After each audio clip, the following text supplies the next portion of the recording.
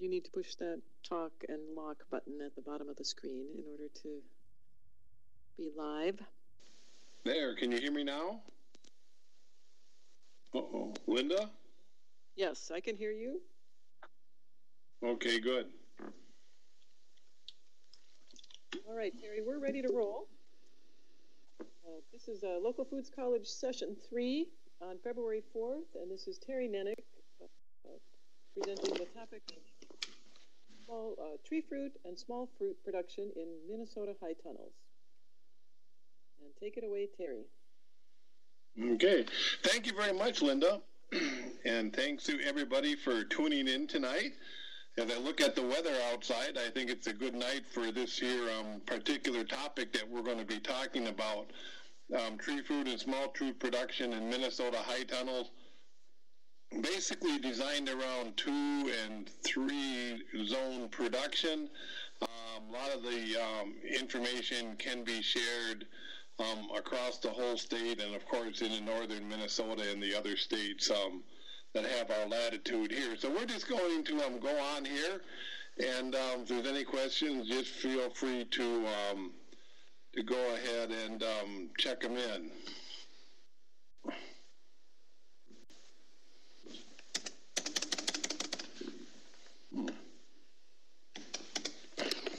I got the right below the slides. Yeah, I'm having trouble. There we go. Okay.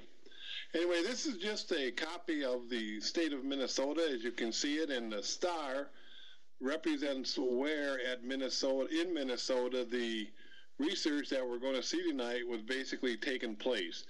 And we're going to try and throw a few comments in here and there for those of you that are growing outside of tunnels, but you know, maybe thinking about it, or you know, just want to basically continue to grow outside. So, Linda, I can't move the slides. Okay, here we go.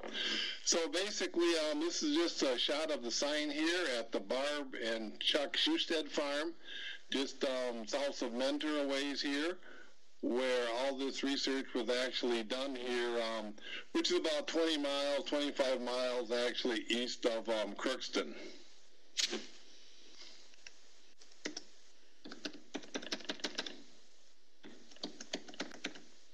Okay, this is a shot of the sign and their beautiful yard going up to the high tunnels, and we'll continue on from there.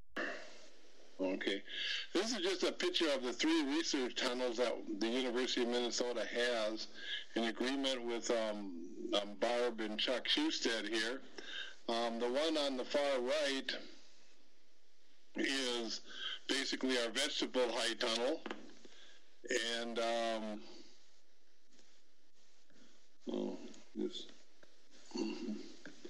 one on the right is basically our vegetable high tunnel. Then the one to the left is basically our, here, see if we can move here. One to the left is basically our tunnel for small fruit. And then as we move way in the back there, you can see the tunnel for the tree fruit that we're going to be kind of starting out this session with here. So all farm tech tunnels. There are many other brands out there on the market, but you know, we don't really, as a university, you know, kind of pick on one over another. But this is what was available to us when we actually started this this research project. Next slide, Linda. Okay, there's a picture of Chuck and Barb Schusted here, our cooperators in this project here. They also run a vegetable and small fruit sales out of home, as well as vegetable and small fruit sales into different farmers markets. Okay. Project funding. This project was quite expensive to fund over the past 5 years or so. the Northwest Minnesota Regional Sustainable Partnership was one of the key funders, along with the Northwest Minnesota Foundation, who came in with a match, with really made this whole thing possible.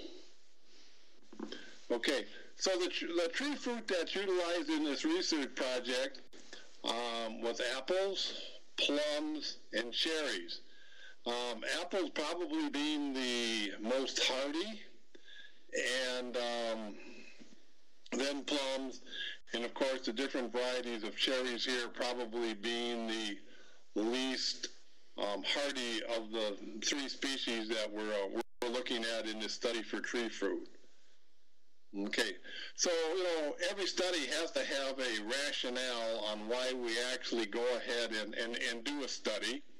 And in this one here, there's several here that you need to really think about. And the first one is that tree fruit stay dormant in northern Minnesota for 7+ months.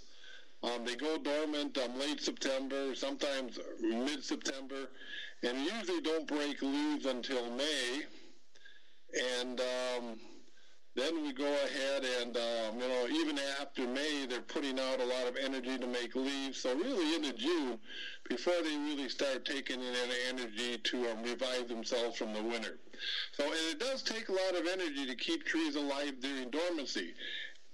And we have to remember that any plant that's alive takes energy. Even these strawberries and that are under the snow right now, they're taking energy to keep them alive. Not a lot, but they are taking some. And we look at the time of that they're not producing leaves up here, that amounts to quite a bit. And we know that the later in the dormancy period, the weaker the tree. So the tree is most likely to be, the weakest here in March, maybe April for tough weather. But there's other things that contribute to it. And we know that northern Minnesota receives a lot of winter temperatures, -40, high winds, ice, and snow, that a lot of our big fruit-producing states don't really have to contend with that much. Okay, so, going on with the reasoning here, there's few plantings of tree fruit that remain productive year after year in northern Minnesota. And this next statement is one that I really want you to think about, that kind of made us go into this study. That it is the winds, constant motion, ice on the branches, winter rains, melting snow, and cold temperatures that take out the trees, and not the cold temperatures alone. Now, it's always been the theory here, kind of before this study, that it's really the cold temperatures that does 100% of the damage. And that's not really the case, as you look at the fact that the ice gets on the trees, we get high winds, the branches are constantly moving, and it's really interesting if you take a microscope and look at the branches, especially the mid-sized branches and the smaller ones, the vast amount of cracks that are actually in there that expose the cambium layer on most of the fruit trees, over the winter. And then, of course, a little bit of ice gets in there, freezes them, and a lot of the damage takes place. You really don't even know that it's, actually taking place. But anyway, the other question is, will high tunnels also control scab and other diseases for organic production? And we know that tree fruit, especially apples and plums, and cherries, but especially apples, if you're out there, it takes a tremendous amount of spray through the year if you're actually in a commercial basis to keep away the scab and other diseases. So we wanted to see if organic production was really possible, if we could make the trees survive. So this is just a picture of an apple tree at home here. It's really a tough crab. But I just wanted to show you the ice on there, and, this tree is being severely damaged here right now, even though we don't realize it. The wind's blowing it, and, a lot of damage taking place. The crabs are usually very, very tough. This is not an edible crab tree, but basically it survives, but you can see the trunk is rough, the branches are looking rough, just not a good scenario. Okay, So let's get on to what we did for this here research project. In 2010, we built an additional high tunnel, which was 30 foot wide by 72, and we built it next to the two present high tunnels, and this one will be used for tree fruit. We actually planted the fruit in the spring of 2011. Okay, so what we really do, well, nothing more than really should be done outside here if you're planting. We had to add soil and mulch and mound up the inside of the tunnel so that when we had heavy rains, we knew that the tunnel would be higher than the outside ground here. We actually subsoiled the ground to 18 to 24, that should be inches, sorry, to 18 to 24 inches deep. And, of course, we took soil tests and we soil fertilized accordingly. Okay, this is just a picture of the subsoiler that we used here to go down and bust this soil up. It's kind of the one chance that you really have to go in there and bust this soil up before you actually go ahead and plant. Okay, here we are, just a shot here of planting these trees in this high tunnel here. You can see the ones on the left. These here are both apple rows here. We'll show you some different slides here as time continues here. Okay. Now, this is just a shot of one of the trees here after it was basically planted here. The one thing that I really wanted to show you here was the I'm sorry, I can't hear you, Linda. Speak up. There's a question about what does subsoil mean? Subsoil means that you're breaking. Process of subsoiling. Okay, you're going down there with some type of machine or some type of apparatus, usually a big shake, that's breaking up the hard pan that's developed in the soil, usually at plow depth, which is somewhere around, plow depth we usually consider most gardens are working somewhere around 8 to 9 inches deep at the most with most rototillers, some only 6. Then a hard pan forms underneath there, and it stops a lot of the water from coming through, and a lot of the fertility, and in some crops a lot of roots. So here you can see probably the normal depths where I got this, the soil depth that gardens have. And here, if you can subsoil it up to there, you can break that up. It's going to give a one-time crack for them apple roots and other tree fruits to go right on down there. Once you're through that hard pan, it's usually soft underneath it. So something to really consider, either whether you're farming inside or outside of the high tunnel. Okay. We use drip irrigation for the high tunnel. We actually ran 2 rows, one on each side of the trees here. We put it actually in right after we planted them and soaked everything down really, really well too. And of course, some of you may have heard our irrigation talk on high tunnels, but high tunnels receive no rain from the outside, so 100% of the water that the plants receive are basically provided through drip tape. Now, that's not necessarily a bad thing. We don't have to deal with the floods and the wetness and everything else either. So it definitely has its reasoning for it and good effects. The other thing is, we can get by with a lot less water than if we had to irrigate, and we actually do it actually gives us a constant supply of water. So, next slide, Linda. Okay, so here's what we kind of did. All the trees were planted in 8-foot wide rows, and the trees were about 3 foot apart within the rows. Now, you're going to see some slides here, and 3 foot sounds awful close. If I was planting them again in another research project, I would probably go ahead and plant them 1.5 feet apart, maybe 2 foot Some of the growers are going as close as 12 inches. They just grow very vivaciously in tunnels, and 3 foot just gives them almost too much room. We use the tall spindle system, which is basically a pipe that's pounding the ground, and the tree gets to go up it here. And I mentioned that some varieties should be planted as close as a foot apart in a row. Okay, planting stock. Apples, we use Honeycrisp and Zest Star, and they were both on Bud 9, which is a rootstock that's very, very hardy and kind of what I call dwarf or semi-dwarf rootstock. And in Minnesota here, as long as we're talking about rootstock, which is one thing that I really do a lot of work with, and that is there's really only 2 that work extremely well, at least from the commercial market, and that is Bud 9, developed actually in Russia, and it's kind of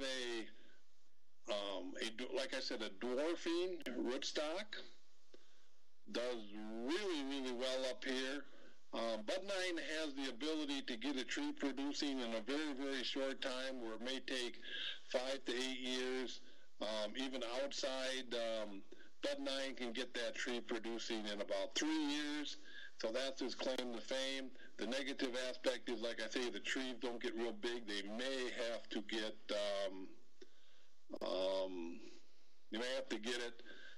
from somewhere that really handled it. M26 is another very, very hardy rootstock. Probably don't want to use it in tunnels because it's almost a full-size tree. It will take a little bit longer to bear, but it produces really good apples and very, very hardy. It never ceases to amaze me as I go in a lot of these box stores here. And I've been in the apple production business most of my life, starting with my parents in southern Michigan when I was a teenager. And basically, I still see rootstocks coming up here that I've never ever heard of. Not very hardy. So I want you to remember tonight that the rootstock is what controls how hardy that tree is, and not so much the variety. You can take the most hardy variety that you want to, put it on a rootstock that's not hardy or developed for your area, and the tree is probably not going to live or at least produce very much. But you can take a weaker tree like some of the apples that aren't quite as hardy, put them on a Bud 9 or an M26, and their chance of survival are pretty good. So anyway, that's a little talk on rootstock here as you buy trees, wherever you get them. You want to know what the variety is, and of course there are a lot of varieties up here that do well, but you also really want to know what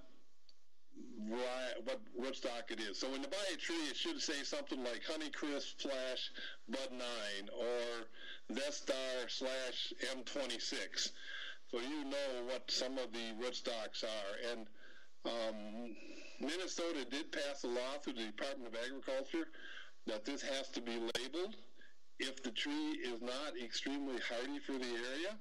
So I'm just kind of watch for that. I know I work quite a bit with the inspector, and she's trying to drive this home to a lot of the stores that if they're going to sell stuff in Minnesota, it's got to be stuff that's going to grow here. So next, okay. These are what them little trees look like here. This was a tour we had in August of 2011. And you can see here, trying to get my pointer to work here. Okay, there we go. You can see here, this first row, if you really look, this here are apples way over here by the side of the tunnel, in maybe 8 feet. These here are Honeycrisp, and then we move into Zest Star. Zest Star is a little bigger type of an apple here. You can see the growth here. You can also see the graft that I talked about before. In row 3 here, we're looking at cherries, and I didn't really include any cherries when we planted them in the pictures, but they were actually the size of about 4 to 6 inches tall, and you can see the growth that they're putting on here in just a matter of a few months from mid-May to mid-August, which is about 3 months, which is really fantastic growth here.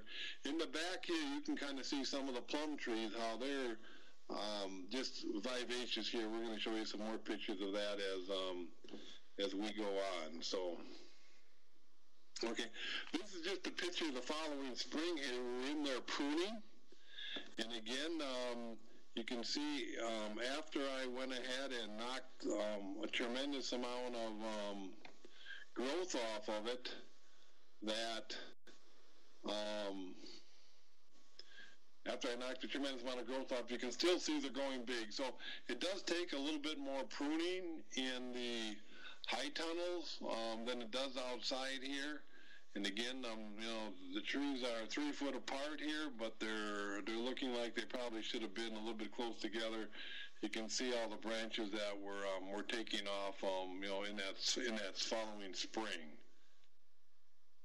This is a picture of just the bloom, and going into the second year, and a lot of that bloom we took off here for reasons we wanted to put some more growth on the trees, and maybe that was one mistake I made. We did bear all the fruit the second season, which would have been the season of 2012, but it was just one actual full year from planting, and so I wanted to put on more growth. Probably should have left a little bit more blossoms on there to get a little bit more fruit, because the growth we got was a lot more than what I expected. So,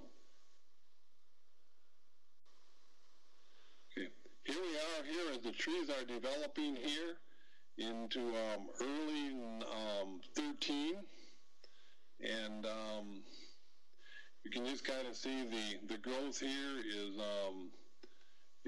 really, really significant here. I would probably say a tree like that, instead of going into, a year and a half, 2 years growth, you're probably looking at 5, 6 years or more, actually outside. A couple of questions. One is related to the white tubes. Explain a little bit more about the white tubes. And then okay. Andrea has a question about where she get rootstock. She has a tree that she wants to graft, and where could she get a hold of rootstock that's appropriate for the region? Okay, that's a good, excellent questions here. Let's see if I can. No, I can't get the pointer to work. So anyway, the white tubing is for sun reflection. Now, we know that for those of you that have had any experience with tunnels or working on their plastic, we know even this time of the year, even though it's still cold, the sun goes through that plastic and really heats up the bark and really heats up the inside of the tree.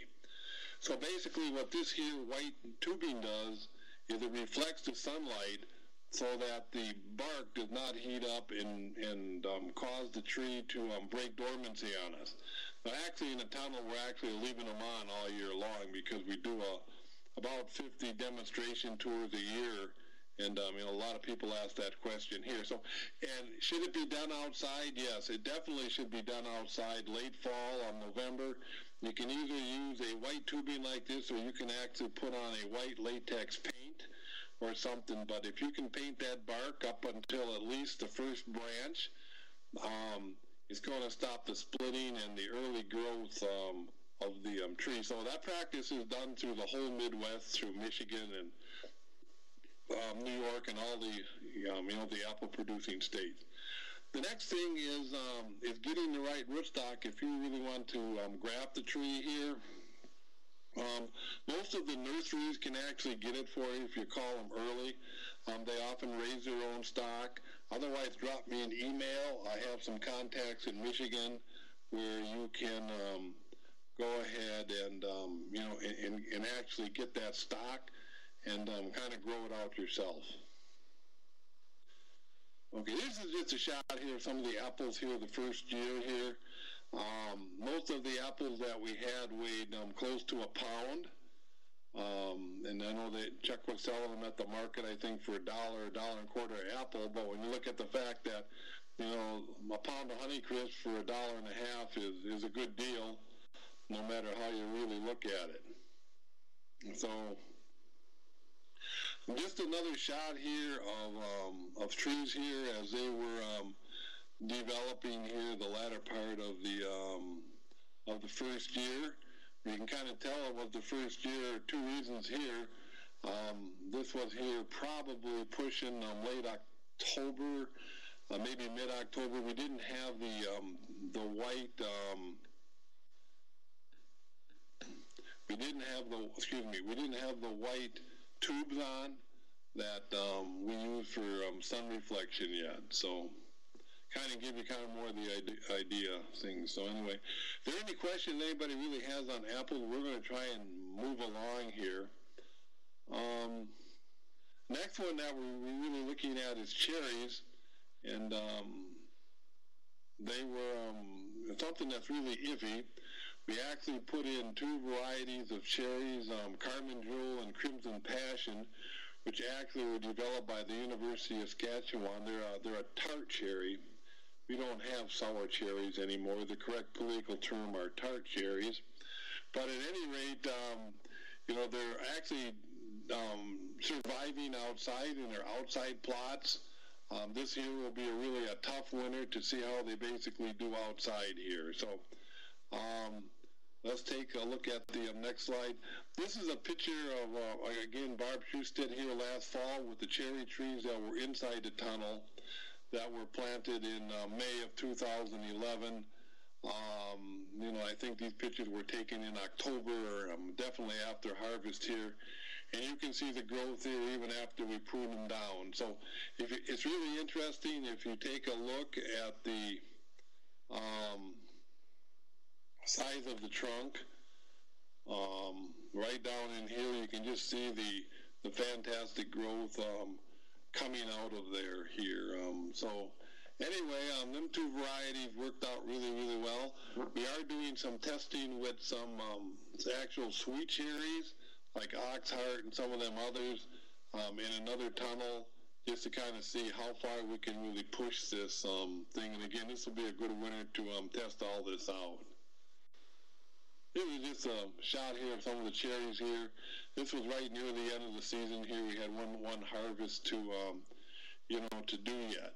So, again, you can look at let's see if I can get the pointer to work here. Yep. Okay, if you look at the bark, you can see the bark is basically disease-free, very, very smooth. And even in high fruit-producing states, such as Pennsylvania, they're starting to put a lot of the sweet cherries under some type of cover, whether they're tunnels or what we call three-season tunnels. Basically, cherries have a real tendency to split. You get a heavy rain a few days before harvest, and they all split open on you, and there's not a lot you can really do about it. So I guess tunnels are looking at them for different uses with cherry production rather than just saving from the cold. There's a question, Linda, that came up. I just glanced at it. Any particular reason that tree cherries were used rather than bush cherries? Well, we're looking at something that maybe growers would be more interested in, have good market potential, but again, the hardiness is what we were kind of really after to see it. Some of these other fruits here, we're going to get into small fruits in a few minutes here, and you're going to see, there's so many possibilities here. Okay. Let's look at plums here. The plums actually surprised me a lot. There's 5 varieties here. We use Pipestone, which is a bigger plum. The Compass cherry plum, which is kind of a small round cherry. The Sapara. The Toka is basically a pollination plum. They produce a little bit of plums, and then there was Gracious. So basically 4 major producing plums that we actually put into this study. Okay. This is just a shot here of Linda Kingery who's talking on the other side of the world here down in the Twin Cities. Myself and Chuck Schusted here. This was taken here this October, and again, you can now see the size of the trees and everything as compared to us here inside the tunnel. This is just a picture of the plums the first year as they went into bloom. Lots and lots of plums. Had to do some thinning just to be able to keep things under control. Here we were last fall here, double picture, but doing some pruning. And you can just kind of see here the growth that we were really doing with this. But my experience with these trees is once you start getting them back to where you want them, they kind of realize that you're kind of cutting the root system down involuntarily, and they usually will, be a lot easier to take care of. But on the other hand, pruning them is not a big job in the tunnel. It goes really, really quick. Just another shot here of pruning here, midsummer here. And usually you don't prune in midsummer, but sometimes you really have to in tunnels just to keep it down. Now, if you look at the top of the tunnel, see if I can. If you look at the top of the tunnel, you can kind of see the black cloth. This is a 50% shade cloth that usually goes on in November. And the idea was to keep the direct sunlight, especially in January and February and March, from penetrating in there and breaking the dormancy of the plants, or at least hurting the skin of the plants. So, we usually use that all year long here. We actually been leaving it on much of the summer here, trying to help color up the fruit a little bit better. But it works well, and I would not recommend anybody who wants to try any of this stuff to actually go in there without some type of a shade cloth. Like I mentioned, this is a 50% shade cloth, and it worked well. You can buy a 70% shade cloth. I think that's probably going to be a little bit too dark.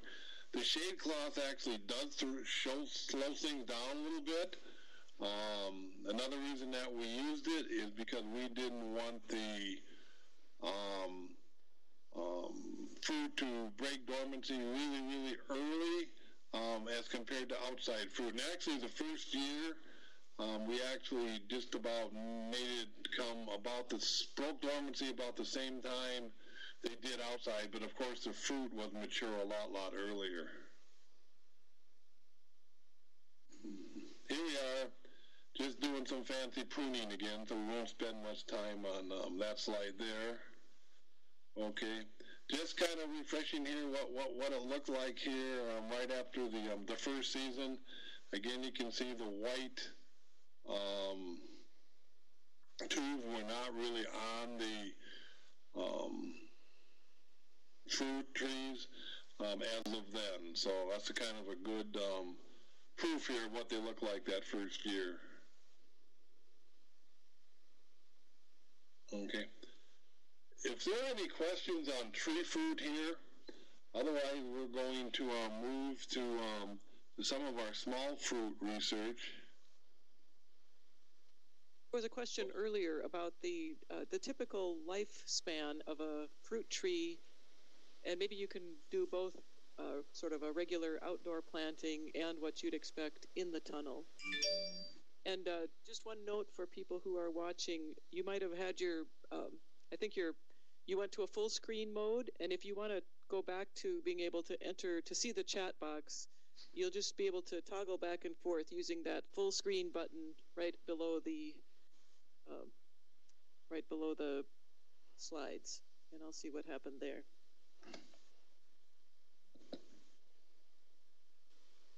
There was a question here on pruning. Can anybody hear me? I can hear you. I could hear you. The question was about the lifespan of a tree. What is the typical lifetime of a tree? Fruit tree. Now you'll need to push your talk button again. Okay, that work better? Can you hear me now, Linda? Okay. Is there a way that you can put the picture back on? Not while you talk about tree. I'll find your slides. Okay. Okay, we're back in business. Okay. Can everybody hear me now? Yes, we can hear you, Terry. Okay. Sounds good. Now let's move on to some of the high tunnel strawberry production research that we did. And I think we're going to find out that this year was probably one of the more successful fruits that we actually grown in tunnels. And very, very happy with the results of this particular part of the research project. Okay. High tunnel strawberry production, we actually treated as an annual crop. We planted in April, and we actually harvest from early August till late September. The two varieties that we've used that were developed for this was Every Two, and the other one was Albion. And during the years of production, we've averaged about 1/3 to 2.5 pounds per plant of strawberries. So we've been very, very happy with that here.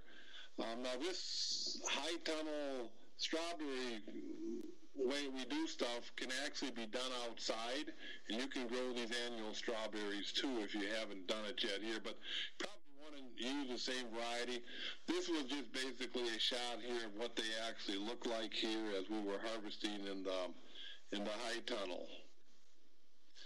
Okay, so what we really did is we made some beds just for irrigation purposes and that, and we actually put the strawberries about a foot apart, and then we actually did 2 rows here, somewhere around a foot apart here, give or take a little bit, and we ran drip tape down the center. And you can see here, early to mid-April, they're starting to pop, just with the heat, extra heat in the high tunnel.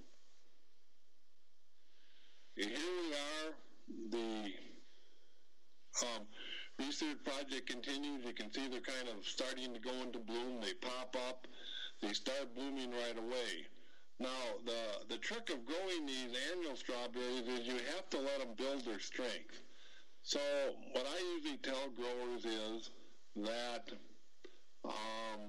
you need to go ahead and let that crown get as big as your thumb. Now, I realize some of us have bigger thumbs than others, but still it needs to be very, very girthy. And you have to take all them blossoms off and all them runners, and this shows a very, very early planting here. I would probably say this here is May, and it's going to be full of runners here pretty quick. They actually got to be cut off so that you can actually see then you can actually go ahead and see the berries just pop up and grow like mad here with cutting them off. If you don't, you're probably not going to get any plants because they're not going to bed down in the plastic, and they're just going to take a lot of energy out of it and make it a lot harder to pick here. No, our strawberries were not grown from seed. We actually ordered these from Ag Resources by Detroit Lakes. They do sell,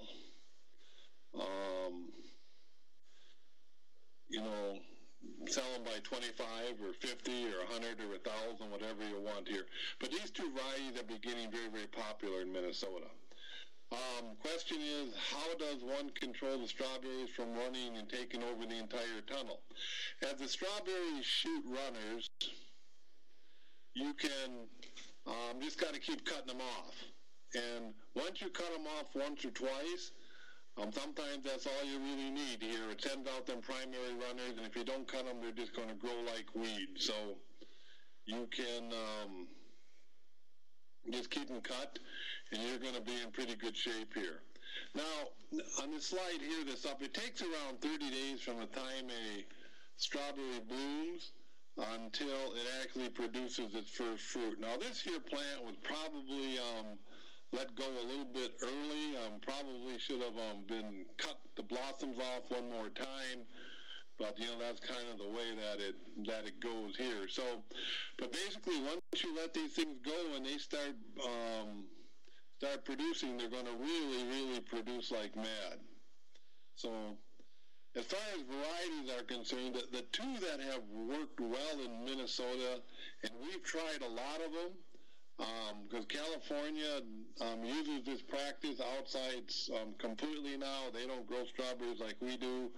In Matted Rose, Florida, even up to northern Indiana, they're using these practices outside. So the two varieties that worked here are called EVIE-2, E-V-I-E, and Albion, just like it sounds. Can you replant the runners, or is just a chop and sacrifice to get good production? You can actually replant the runners. You would probably have to watch them, if I can get I can't get the pointer to work. You're probably going to, have to push them down here in the dirt so you can actually get them to grow. And then my recommendation is once they actually go ahead and set, then you just cut them off from the mother plant and you can grow some plants. So growing transplants in a high tunnel is a very good way to do it, from the standpoint that you don't have to fight the disease, and some of the growers who actually grow their own plants are actually growing them in high tunnels and multiplying them out. So it does take a little bit extra work, but if you're only looking at saving 50 or 100 plants a year or something, it may very well be worth it here, even outside. So, one question that often comes up here, and I think I may be addressing it. Okay. Another question came up of when do you stop snipping off the bloom? Well, we usually keep the bloom snipped until the plants have pretty good growth on them. I have a pretty big thumb, 3/4 of an inch or bigger, so I usually say that, when the crown starts getting somewhere, up in that 3/4 of an inch or so, it's time to stop and start letting them produce.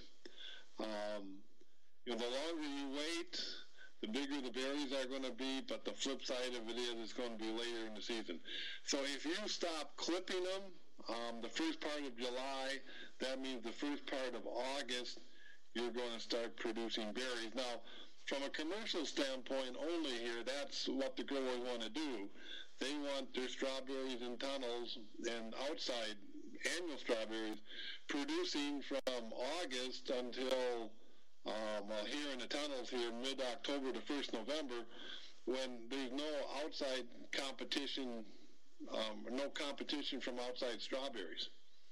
So that's one thing that's extremely important. It is going to be a fall-bearing type of a strawberry. And of course, outside, if you can't control the frost with row covers or something, they're going to be a lot shorter season than inside.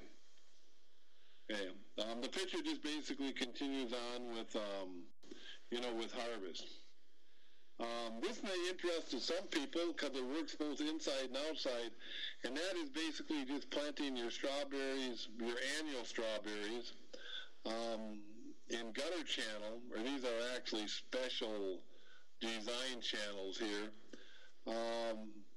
This was a grower I work with down by Waverly, and his comment was it takes a lot more labor to pick them on the ground, and when labor is expensive and scarce, so his idea was being able to control them, keep them off the ground, and put them up here. It worked really well.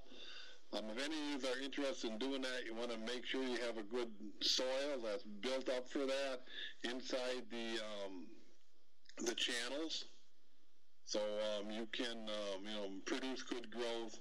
Irrigation is a problem. You can see all the tubes that are going around, and supplying the water. If you're just a small home producer, you may have them outside or something and do it. Actually, they're kind of neat because if you just want a few strawberry plants for your cereal or something, you can do this, hang them up. When it starts getting cooler in the fall, you can actually take them in, and they'll actually bear till Christmas or even later, into January or February, especially with artificial light inside. They are self-pollinated. Bees do help, but you can still get a lot of nice strawberries inside the house if you really want to play around a little bit here. This is just a shot of our strawberry research project in Grand Rapids here, just to show you how we look at the cultivars, what we really do with the cultivars, and how we really analyze them. It gets quite technical here to get these cultivars up and going. That's going to satisfy the needs here in northern Minnesota. Okay, any questions on annual strawberry production? Okay, I'm going to move on to raspberry production in high tunnels here. And we look at them using, what we call the fall-bearing varieties here, Autumn Britain, Polona, Carolyn, Himbo Top. They kind of cover the whole season here. They're actually fall-bearing here, which means that they actually bear on the wood that they produce this summer. So in other words, the wood that will come up this fall, the wood that will come up this spring will actually be bearing this year. And you can actually sometimes get a few berries the first year you plant them, especially if you get the plants in early April.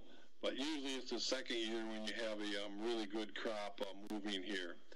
Here you can just a shot here of some of the berries here right after harvest here. You can see the growth. We're going to show you quite a bit more about that. This is Barbergin here, last fall here, basically after harvest. They actually produce right on up till, 1st of November, especially if you want to put a little heat in the tunnel. But, they do slow down here when the day length gets a little bit shorter. Again, they're in a market window that the outside strawberries are often off the market. And, whether you're eating them as a home gardener or you're selling them at farmers market or CSAs or something, they serve a real good market niche. Just a picture here of what some of the berries look like. They really get really big and large here. And as far as diseases is concerned, we really don't have the leaf disease problem, but we do end up having spider mites. So you need to look at them here. The leaves are usually crystal clear, no disease on them here, but you can pick up spider mites here. There's a comment here about the leaves make great tea. That is true. A lot of people will snitch some leaves when they come out for a visit here. So good point. Okay. Any questions about raspberries? I didn't get into a lot of the cultural practices. We actually plant 18 inches apart early one year. Try to let them grow up. Pruning them is an art, because we only want around 3 in the spring. Once they stop shooting up canes, we only want 3 to 5 canes per foot, and it takes a person who has strong stamina to cut all them crowns out and just leave them few. But if you don't, you're going to end up with a real mess. So you got to prune pretty hard, and that's true if you're outside with these also here. But in the tunnel, the growth is really fantastic. Nice thing about them is you can let them get very ripe inside the tunnel so that they have a real excellent flavor. You don't have to worry about the rain beating them, taking them out, and that type of thing. We're going to move on to blackberries here in high tunnels here. This was a research project we did with Dr. John Clark out of University of Arkansas. So I probably don't need to tell you what zone these were developed in. The two varieties are Prime Jim and Prime Jam. They are what we call floral cane varieties, which just like these raspberries, they bear on the wood that comes up in the spring. So the wood that basically is produced, or the plant that is basically produced, starting April, coming out of the ground, will actually produce berries, that same summer. So, been very, very successful with that. With these two varieties, we did a lot of research with Dr. John Clark at Grand Rapids Experiment Station, and some of the varieties just actually didn't work. This is a picture we took in actually October last year, that morning here.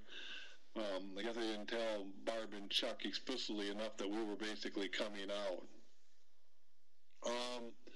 So you can see the growth you're going to get on these here. You can see the size of the berries. Really nice.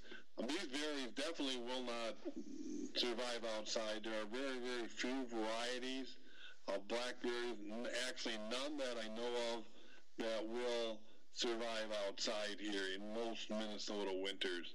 So, something to really think about if you like blackberries. In my opinion, the thing with blackberries is the only way you can really get good flavors, you got to get them really ripe. Some of you may have bought raspberries in the store and they're very, very sour. And of course, you got to pick them that early to be able to ship them here. And so local black raspberries here, I think there's a really, really good market here. Where do you buy these raspberries to start here? Again, Ag Resources basically handles them too. Norris Plant Company out of Massachusetts actually has some of them here. And I actually see some of the local home catalogs like Gurney's, and some of them are starting to handle a few of these here. Of course, they cover a lot bigger area. And once you're down in Zone 4, in Zone 5, you do have a chance to be able to make them through the winter, even though they won't,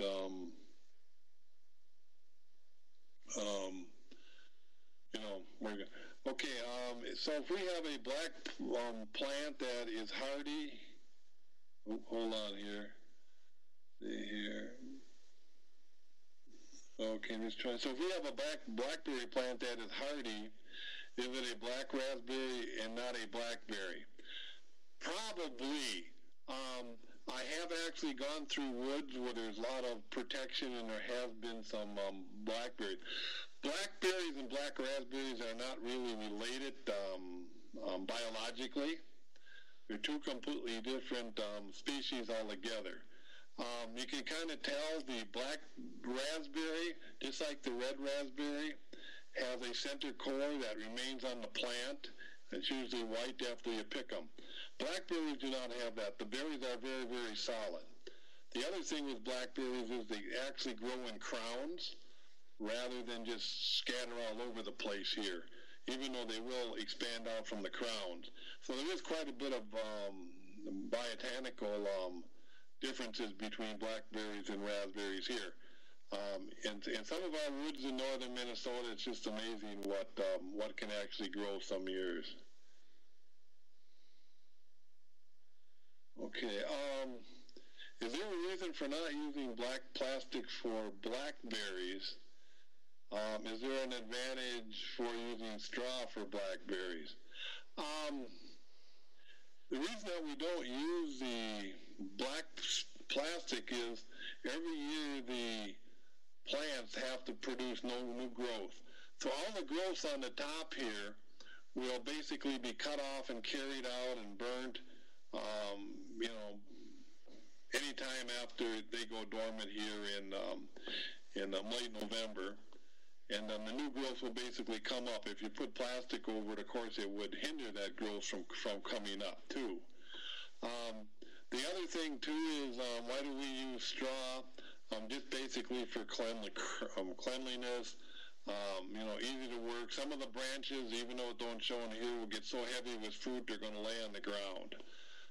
Again, blackberries, pruning them is an art. You need to keep them things thin, especially the first, 3 months of growth. Otherwise, it's just going to be a jungle in there, and it's just hard to believe the amount you got to be able to take off. Okay, so anyway, these are the blackberries here.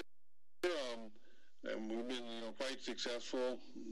Here's a picture here. After harvest, I guess there is a few black ones hidden there and there.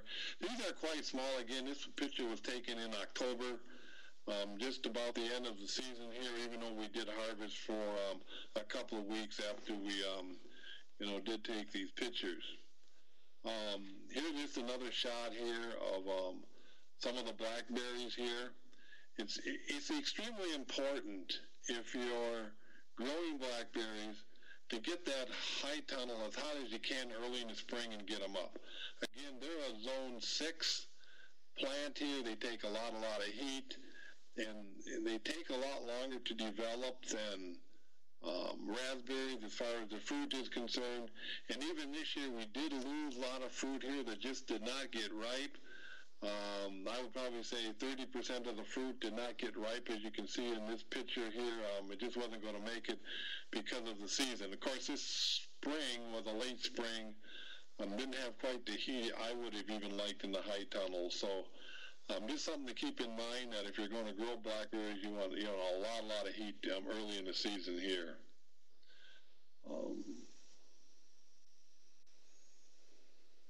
See, another question here is Caroline, which is a red raspberry, bared fruit in the spring on last year's wood. You mentioned cutting off the year's growth after the season. No, usually with the raspberries in tunnels, we actually cut everything right to the ground and haul it out. We're far enough north that the average year here, we don't really gain enough fruit early in the season to make it worthwhile for us. We want a tremendous amount of fruit there in August and September and October. At least that's our mindset on how we really do that. I have some growers who play around with that, and they're kind of backing off right now. For the homeowner who wants some berries to eat, it may be a good method of doing it here. So both the blackberries and the raspberries with the right varieties really need to be completely cut down and hauled out of there every year and disposed of. Okay. This was just a picture that we took, and I think last year I had more calls on yellow jackets than anything, any particular insect destroying fruit, especially outside of the tunnels. They just went right after them here. So after we experimented a while, we used these pipe plates, and we would put Mountain Dew on the bottom of it, and then just a touch of Dawn detergent, kind of because the color matched here, and I'm not really promoting Dawn, but on the other hand, the detergent does create a film. Anyway, the yellow jackets and wasps go after that Mountain Dew, and of course they get caught in there and basically can't get out. And a lot of days when we first started doing this, we had so many bees that were going after the fruit, both inside and out, that, we would just fill this pan 2 or 3 times a day. But it did save the fruit. And the bees seemed to go quite a ways for it. I know this was maybe 50 to 100 foot from outside berries, and you can still see, what was collected. So just to kind of tip, it didn't seem to affect a lot of the other bees besides the wasps, but it did definitely go ahead and get them. Question is, we have SWD, which is spotted wing drosophila, fruit flies. Anything we can do to protect the raspberries? That's actually a thing that you really need to do. We have vinegar solutions that we put out, and we actually have some really good fact sheets on that, and I'll have Linda put one up on how to monitor them. Because, let's back up. For those of you that don't understand the spotted wing drosophila, it basically came in from China. At least that's what the theory is with our entomologists. But at any rate, it's a real dangerous insect, size of a fruit fly. But what it does is it lays its eggs in the fruit about the time it starts to ripen. It affects any soft fruit, which would be blackberries, raspberries, blueberries, cherries. And the life cycle is relatively short. So to make a long story short, by the time you're ready to start eating this fruit, you open it up and it's full of these little white maggots. So, it's a dangerous thing. So basically what you have to do is put out some what we call traps. Not that you're going to trap that many of them. And then you're going to be able to catch them, and you're going to know when you got them. Now, with my experience with them over the last 3 years, there seemed to be no rhyme or reason on who gets hit with them, whether they're blown up with the winds or whatever. We're still trying to study a lot of that. On our farm, we never had any. We did have them over there by Chuck's, but just on the outside of the tunnel. We didn't get them inside of the tunnel. So, I don't care if you're growing fruit or inside or out, you really need to learn how to monitor for them. And like I say, I'll have Linda put up a fact sheet on that. And you need to put out the bait, which is just vinegar and some other products that you can get out of home, and make sure that you're not getting them too. Probably a good thing for a radio. About pickle 2, grapes, plums. Okay, once you have them, what can you do? The only thing that you can do is immediately start spraying for them. There are organic pesticides here, and non-organic pesticides that you can basically use on a 5 to 7 day interval. But if you leave them unchecked, they're going to basically take over the whole crop and ruin it for you. So I think, we had a few 2 years ago. Last year, some growers were actually wiped out with them. And this year, I expect that it's going to be worse. Now, we're having a tougher winter this year. We don't know how well they overwinter in Minnesota, or even if they do. So hopefully our entomologists will get a better handle on it here. Okay. Okay, so I'm going to move on into blueberries in high tunnels. And this was the toughest crop that we really had to deal with. The problem that we have is that, people who are experienced with blueberries know that they take a real low soil pH, and we didn't have that over there at the Chuck Shoeshed farm, but we really wanted to see what blueberries would look like in high tunnels, how they would react, what they would really do. So basically, what I really did is we brought in a backhoe. We dug out a trench here that was something like 3 to 4 feet wide and 18 inches deep, and we filled it with low acid sand that we brought in from other areas. So we did get it to grow like that. So these are the varieties that we use, very common varieties. They did put on a lot of growth. We were really happy with them.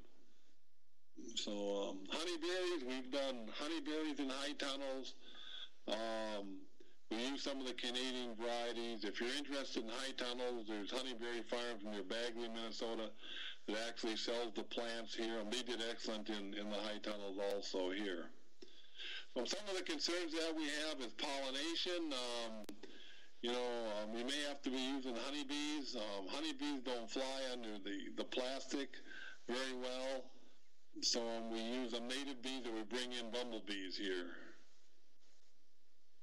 Just an ending shot here. And bumblebees may be a thing that we're going to be using more in tunnels, but the natural pollinators are starting to take a very close second. Organic production, I know the one thing that amazed me was we didn't have any leaf diseases, no scab.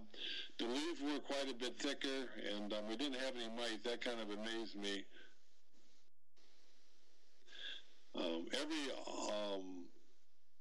August, we have a tour out there. I think last year there was 60 to 80 people out there from all over the area here, looking at everything from vegetables to fruit in high tunnels.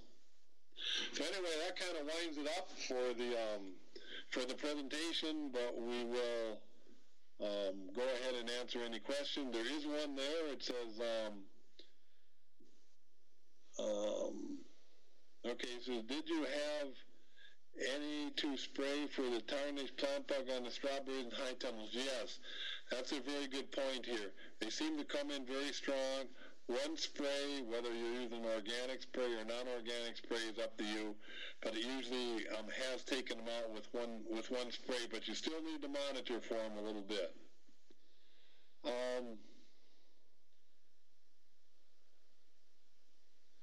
For the ever-bearing varieties, would cutting them back after the first flush discourage the pest? Probably not. They're there. They go after the the fruit, and actually when you cut them back a little bit, they produce side shoots, which actually produces more fruit, but you're later on this season. What about using peat for blueberries? It works really, really good. There are places in Michigan that you can buy bags of really low acid peat, around 3.0. Get it shipped up here, UPS here, if you're just a home gardener, and dilute it with some of your other soils. Works really, really well. Okay, we're going to be hosting a conference call this Friday at 1 p.m., and Linda will put up a number here or email a number that you can call, and we'll have a conference call there with a lot of questions that you can go ahead and answer, and it doesn't really have to be about high tunnel fruit. If you're interested in regular fruit or any other questions, we'll be there here. And I see Linda has put up the toll-free number and the passcode to get in the conference call. That'll be this Friday, the 7th at 1 p.m. Terry, it is. It's about 10 after 7. So one of my suggestions is to all the people who have questions, keep posting them into this page, and we'll use those to start out on the conference call on Friday. And I have to sign out of this room. We only have it available during this hour, so I need to, I'm going to stop recording this, but you can continue to ask your questions, and we'll pass those along to Terry. We'll also post information that answers the questions on the web page. Thank you very much, Terry, for presenting. Lots of great information. And thanks all of you participants for asking good questions. Okay. Good evening, everybody.